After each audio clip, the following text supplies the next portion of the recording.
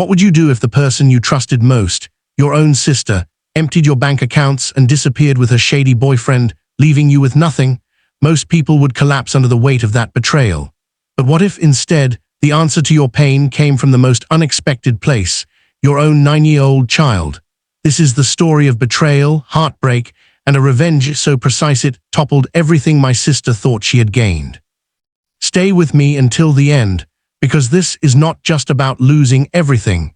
It's about how a single decision turned the tables and left my betrayers destroyed. My name is Elena Morales, and I'm 36 years old. On the outside, my life seemed stable.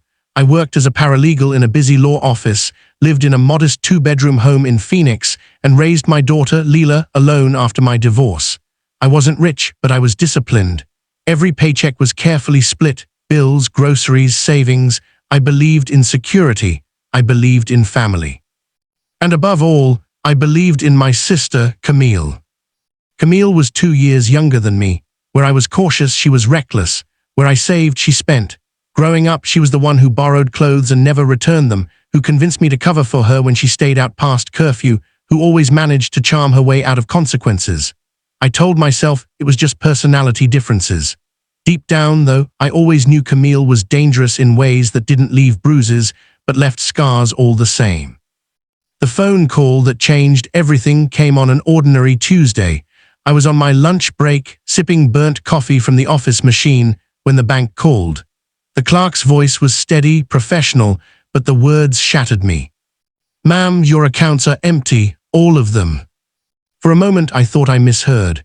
I had nearly 20,000 saved over the years, a safety net for Leela's future, but the clerk explained every cent had been transferred out over the last 3 days. When I asked who authorized the transfers, there was a pause. Then, carefully, he said the transactions were logged in my sister's name. Camille. I left the office without saying a word, my feet carrying me on autopilot to the bank. The marble floors were cold beneath me as I stood at the counter, listening again to the explanation. Years of sacrifice gone, my hands trembled, but I didn't cry. I walked out silent, like a ghost carrying a body no one else could see. That night, staring at the ceiling of my small bedroom, the betrayal settled over me like a stone pressing down on my chest. Camille hadn't just stolen money, she had stolen trust. She had stolen blood. It was past midnight when I heard a soft voice in the dark. "Mom," Leela whispered from the doorway, "don't worry, I handled it." I almost laughed. She was 9, how could she possibly understand what was happening? But the way her eyes glimmered in the shadows stopped me. They weren't frightened. They were calm, assured. I didn't know then what she meant, but I would. To understand why Camille betrayed me, you have to know the kind of man she'd fallen for. Derek Shaw, slick hair, slicker smile, a boyfriend who came with empty promises and a history littered with unpaid debts and broken relationships. The first time I met him, every instinct screamed parasite, but Camille looked at him like he was her savior. I didn't intervene. After years of trying to pull her out of bad choices, I had learned you can't save someone who doesn't want saving. So I stepped aside. I let her live her life, until she stepped directly into mine and drained me dry. The morning after Leela's strange words, I checked my accounts again. Empty. The next day, still nothing, but on the third day, the phone calls started. The first was muffled crying. Camille's number lit up my screen, but I let it ring. The second was screaming. Again, I didn't answer. By the 7th missed call, my curiosity won. I pressed play on the voicemail. Her voice cracked with rage and terror. "What did you do? The cops, he's gone, the money's frozen," the message cut off in static. I sat there, the phone warm in my hand, my heart steady as a drum. At the kitchen table, Leela colored in her notebook, humming a tune only she seemed to know. She looked up once, gave me the faintest smile, and went back to her crayons. That's when I started piecing it together. Because I hadn't done anything but Leela. She grew up in a world of passwords, screens, and systems. While I cooked dinner, she watched me log into accounts. While I paid bills, she memorized keystrokes. While I trusted, she observed. And when Camille siphoned my accounts, Leela simply siphoned them back. Later, I would discover just how precise she'd been. She had set up alerts on my phone under her own hidden profile. She mirrored transactions in real time. When Camille transferred the funds out, Leela traced them into Derek's shell accounts, locked them, flagged them with fraud alerts. The accounts froze like ice. And Derek, the parasite, fled, running with whatever scraps he could grab, leaving Camille stranded. The calls grew more frantic, each voicemail darker, more desperate. "You ruined me," she screamed once.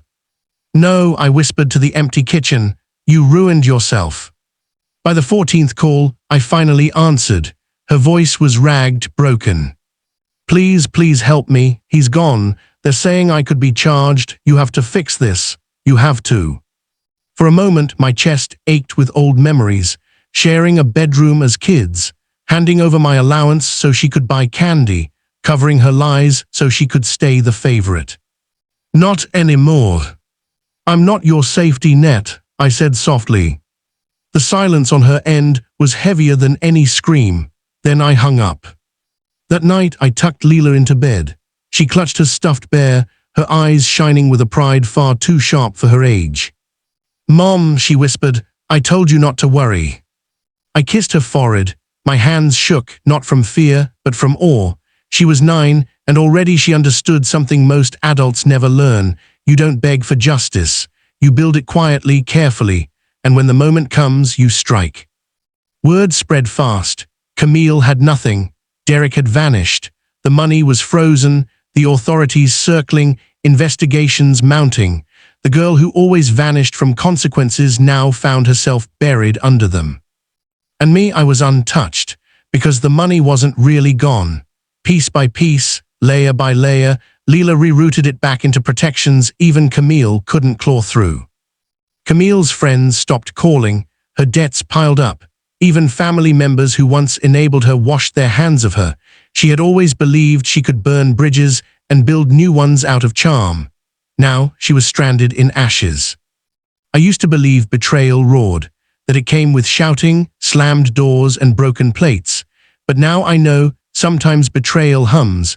Sometimes it looks like your sister's name on a bank statement.